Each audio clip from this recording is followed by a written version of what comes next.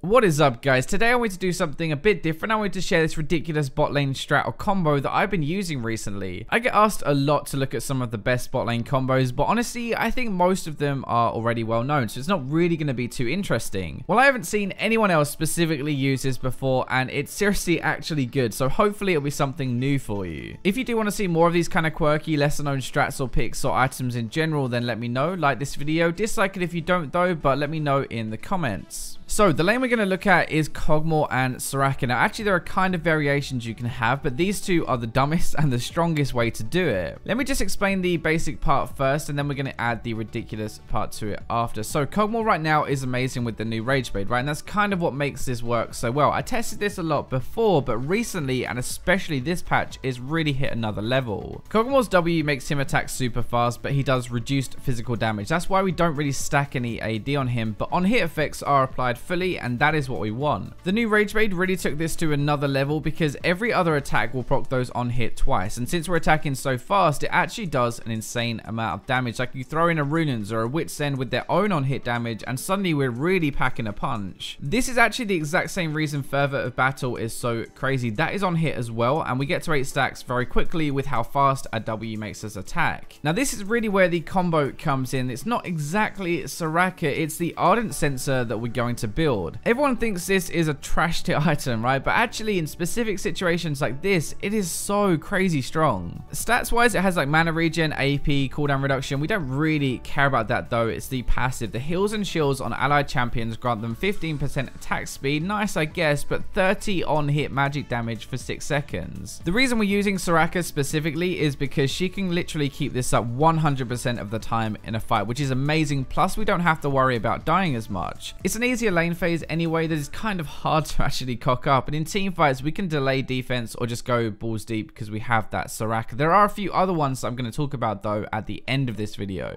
30 on hit damage is nice anyway, but on Kog this is on every single shot that he fires out. Plus remember, with your W active it doubles his total attack speed, so it's even more. Rage Blade is going to mean that every 2 autos sensor gives us an extra 90 damage, and you know how fast he attacks. It is so much damage and it's free for us. We don't pay any gold at all. One of the biggest things is you spike so much earlier into the game, which is really important in Season 6 to keep up with everyone else. Like Lucian Misfortune with his Ghost Blade and Black Cleaver, like part of why it's so good is it's cheaper and it does more mid-game. That is actually 6,300 gold. Now this item combo for Kog in total is 6,100, so it's even cheaper. You're going to be killing any target earlier into the game. It shortens the ramp time needed for Kog'Maw to really get going, and the on-hit really hurts squishy targets as well. It's not really instant burst, but you can kill them so fast and keep up with other burst carries. It just adds a lot of damage for free. Soraka doesn't really get hurt by rushing this item too much either, so there isn't really too much of a cost, and honestly, like as a 2-pair, this is a perfect combo to carry a game with. So you've been watching some of the clips in the background of me actually playing this, or where I've only had Rage Blade or in some Wit's End as well, but maybe you need a little bit more convincing. This might not seem like the most broken thing ever, but let me show you why it is. So for this build, I've been going Rage Blade into Wit's End. Normally Wit's End is first or third in like a normal Kog'Maw build, but here they work really well together as 1 and 2. So the reason this is so dirty with just 2 items for 6,100 gold, it's actually a total of 103% attack speed and 70 on hit magic damage. Remember, our W actually doubles the total attack speed while it's active too, so that's even more attack speed. And plus with the Rage Blade passive, right, the first auto attack is going to be 70 on hit magic damage. The second is going to be 140. In total, that's 210 extra on hit. We're attacking so fast with this, so mid-game 6 attacks is like, what, a few seconds? As an example, right, Wit's End will be doing 360 bonus damage. Sensor, which was free for us, is doing 270 bonus damage. Obviously, this is before resist and stuff, but still, that gives you an idea of how much extra damage this is. An AD carry mid-game has like, what, 1,500 health maybe? And 600-ish of that is gone just from on hit, not counting your normal AD damage, the percentage health, or further at all. Think about it this way, right? If the item Wit's End gave us 55% attack speed and 70 on hit magic damage for 2,500 gold, that would be beyond broken, and that's effectively what we're getting with this combo.